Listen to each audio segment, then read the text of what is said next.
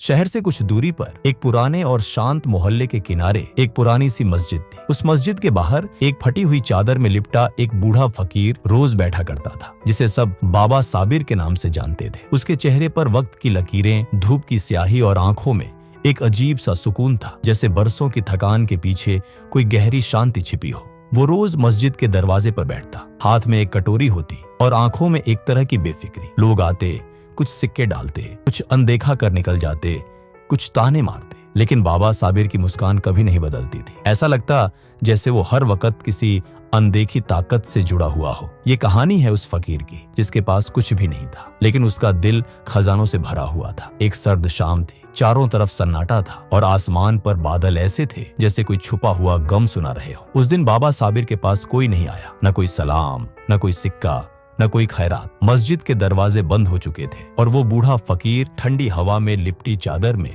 कांपता बैठा रहा। उसने आंखें बंद की और दिल में कहा, या अल्लाह, आज सब बंद हो गया, लेकिन तेरा दर हमेशा खुला रहता है। अगर भूखा हूँ तो ये भी तेरी ही मर्जी है, मैं तुझसे राजी हूँ। उसी मोहल्ले की एक गली में कुछ दिन पहले एक नया किराएदार आया था, शफकत अली। वो एक नौजवान था जिसकी आंखों में सपने थे और दिल में एक अजीब सी खाली जगह, जिसे वो खुद भी नहीं समझ पाया था। उस रात ईशा की नमाज के बाद जब शफकत मस्जिद से लौट रहा था तो उसकी नजर मस्जिद के दरवाजे पर बैठे बाबा साबिर पर पड़ी। बाबा की आंखें बंद थी, लेकिन चेहरे पर एक रोशनी भरी मुस्कान थी, जैसे वो किसी और ही दुनिया में हो। शफकत कुछ देर रुका, उन्हें देखता रहा, फिर धीरे धीरे आगे बढ़ गया, मगर दिल बेचैन हो गया। घर पहुंचा लेकिन नींद नहीं आई। बार बार वही बूढ़ा चेहरा, वो खामोश दुआ और वो कांपती चादर याद आती रही। आखिरकार उसने दिल की सुनी, उठा, एक थाली में खाना रखा, एक कंबल लिया और फिर मस्जिद की तरफ चल पड़ा। बाबा जी, उसने धीरे से पुकारा। बाबा साबिर ने आंखें खोली, अंधेरे में भी उनकी मुस्कान साफ दिख रही थी। बाबा जी, ये खाना ले लीजिए, ठंड है, ये कंबल भी।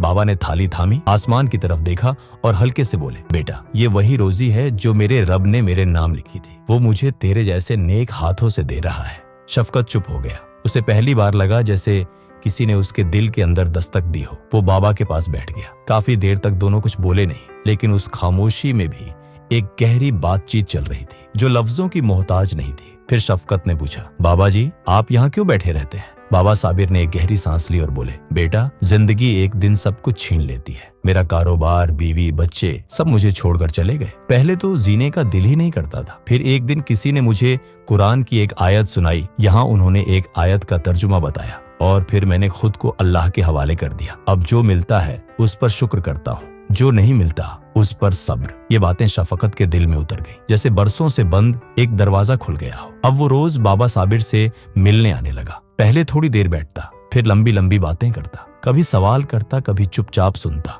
बाबा साबिर की बातों में कोई बड़ा ज्ञान नहीं होता था, लेकिन हर बात में एक छुपी हुई समझदारी होती थी। एक दिन शफकत ने पूछा, बाबा जी, आप हमेशा इतने सुकून में कैसे रहते हैं? बाबा मुस्कुराए और बोले, बेटा, जो रात अल्लाह के जिक्र में बीते उसमें नींद ना आए तो कोई गम नहीं, और जो दिन अल्लाह के भरोसे पर बीते उसमें भूख भी बरकत बन जाती है। बस अंधेरे में रोशनी जलाना सीख लो, फिर रोशनी तुम्हारे अंदर होगी, बाहर नहीं ढूंढनी पड़ेगी। फिर एक सुबह आई जब बाबा साबिर मस्जिद के दरवाजे पर नहीं बैठे थे। शफकत घबरा गया। मस्जिद के अंदर बाहर हर जगह ढूंढा। आखिर मस्जिद के इमाम ने बताया, बाबा साबिर रात को आखिरी पहर में सजदे में थे। जब उठे तो मुस्कुरा रहे थे, लेकिन वो उनका आखिरी सजदा था। शफकत की आंखें भर आईं, लेकिन दिल में सुकून था। उसे पता था कि बाबा साबिर चले गए, लेकिन अपने पीछे एक ऐसी रोशनी छोड़ गए जो अब कभी बुझने वाली नहीं। अब मस्जिद के दरवाजे पर एक नौजवान बैठता है। उसके हाथ में कटोरी नहीं, लेकिन दिल में वही सब्र, वही ईमान और वही मुस्कान होती है। जब कोई थक हार कर उसके पास आता है तो वो सिर्फ एक बात कहता है, अंधेरे कभी सच में अंधेरे नहीं होते,